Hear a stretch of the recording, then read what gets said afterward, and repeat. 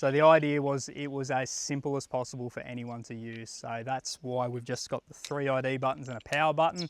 If the guys in the field aren't going to be the ones filling out the stuff behind the scenes, literally all they have to do is turn it on and wait for it to grab GPS, and it's going to collect all the data they do. So whether or not you're doing what Trav's doing and what they were saying before, whether they're setting the jobs up in advance or whether you assign the data after the fact, it doesn't matter. As long as the device is turned on, it's going to be recording data. You can pull that out, you can allocate all the parameters, and yeah, you've got everything you need to keep going. Righto. Trev, how have you found it? Yeah, so it's just, I think the best thing for me is just easy to use on the computer. I had to set it all up, set the recipes up, set them, like all the weeds up. So for like identification, just put pictures in, everything. So I'm not that good on the computers, but it was pretty easy to use. Pretty simple. Yeah. That's probably the best thing for someone like me, just the weed sprayer. So the other key feature is you've got 3 buttons on there, 1, 2, 3. That allows you to ID weeds in the field. So you can say ID button 1 would be lantana, 2 being giant rat's tail grass. So you can have location points as well, so you know exactly what you're spraying in those areas on top of your maps as well. So these can be used in a variety of different applications, whether it's backpacks, spray packs, boom spraying, hand spraying. We've got people doing just about everything with them at this point. We've got people watering trees with them, just monitoring, watering the trees in new plantations and that sort of thing. So variety of different applications. The weed buttons were originally targeted weeds. We now do them as just targets. So a lot of the councils using them for roadside infrastructure, that sort of stuff, so they can hit that button to say they've hit a guardrail, whatever it may be for that application. So yeah, we've tried to make it as versatile as possible. We spent 6 months doing trials with a few different councils. So we took a lot of feedback out of that. We've had these road hauled down the road for over 20 Ks.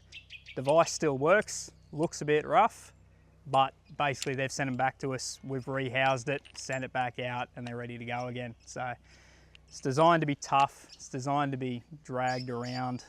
Idea is you look after these, but we've designed them to suit the application, which is trudging through the bush and doing the hard work. So that's what these are designed to do.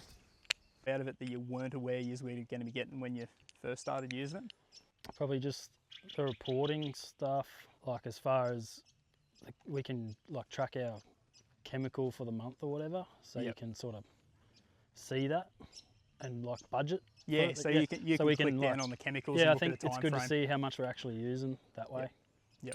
And because I had to talk to the GIS officer, so I just export the file and send it straight to him, and he just sorted it out and puts it into our GORB mapping. So that was probably one thing.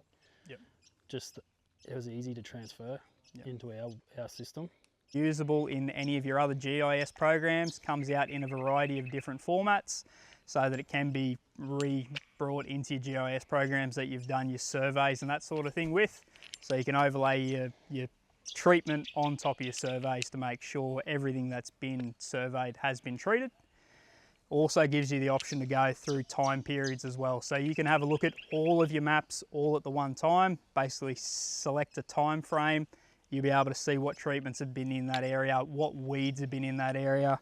So it's going to do a blue line everywhere it's moving. So it's going to track the operator. So say they were spraying out this paddock over here, it's going to track them and it's going to show that they have walked that whole area.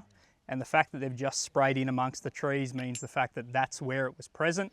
They have monitored the whole area, so you can see where they've been and you can see where they've sprayed as well. So in terms of that, like not having to do your spray or that sort of stuff, how much time are you actually saving day to day by using this system? It's hard to know, but I know that before we were doing 3 sets of spray records, so we'd track it on our phone with another device, track where we're walking or whatever. And then we'd have to go back and we'd fill that out, and then we'd have to fill out a paper form, and then we'd have to photocopy that and put it into our computer system. Whereas now it's just like we do our spray, we go back, and I just screenshot I just downsize the computer screen, screenshot the heat map and all the information with the weather, and I just send that through to our, like put it in our file that we've made, and that's our spray sheet. And then I just forward the GIS info straight through. So yeah, you just don't have to have all the other guys like filling out paperwork and that all the time that they don't want to do. Yeah. So you'd be lucky if you're using 20% of the time as what you were previously. Yeah, Yep. probably. Yeah. Yep.